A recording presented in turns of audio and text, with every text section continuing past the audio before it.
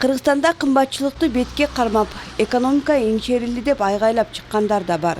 Бирок мындай жагдай дүйнө жүзүндө орун алууда. Бул 2 жылдан бери орун алып келе жаткан пандемиянын адамзаттын жашоосуна тийгизген таасир экендигин талдоочулар белгилешүүдө. Анткени мүнөтүдө мамлекеттин башкы максаты өз жарандары үчүн байгечил жашоо мүнөзүн түзүү. Анын мисалдары баракы жана жөлөк пулдардын көбөйтүлүшү, эмгек акылардын көтөрүлүшү, бул таза иштөөнүн, паракорчулук менен күрөшүүнүн өз алтынына өзү ээ болгон Кыргызстандын аз убакытта жетишкендиги экендигин карапайым калк белгилешет. Пособиялар, пенсиялар көбөйдү. Андан тышкары апрель айында дагы этап менен пенсия көбөйөт деген сөз бар. Мен ушу угушума караганда майыптарды, анан кийин жанагы жарым жетимдердин пенсиясы да дагы кошулат экен. Бул аябай жакшы көрүнүш. Бизде сөз бар, мусулманчылык аста деген.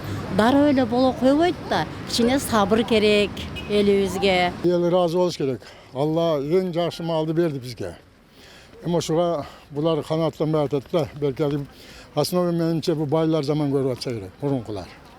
Булардын кылган иши мындай жүргөн сүйлөгөн демелер жакшы эле.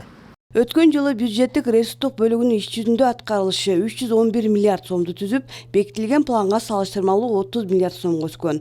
Анын негизинде жарандардын социалдык абалын жеңилдештирүү, эмгек акыларды көтөрүү мүмкүнчүлүгү жаралды. Өлкө башчысы Садыр Жапаров өлкөнүн экономикасын көтөрүүгө каражат бар экендигин вечерний Бишкек гезитине курган маегинде билдирди. Азыр 500 миллион долларыбыз бар.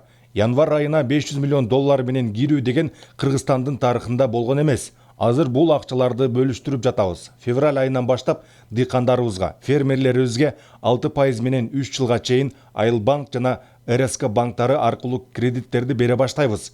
Жери фермерлик чарбасы бар ар бир кыргызстандык кредит ала алат. Буга 15 миллиард сом бөлүүдөбүз. Ипотекалык компанияга 5,5 миллиард сом берип жатабыз. Булар азыр кезекте турган мамлекеттик кызматкерлерге турак жай берип бүтсө, андан кийин каалаган жарандарыбызга 25 жылдык мөөнөт менен бере башташат. 1,5 миллиард сом үрөн жана жер семирткичтерди сатып алуу үчүн бөлүп бердик. 1 миллиард сом ирригацияга бөлдүк. Кыскасы, кайсы тармактагы маселени ыкчам чечиш керек болсо, ошол тармактарга беребиз.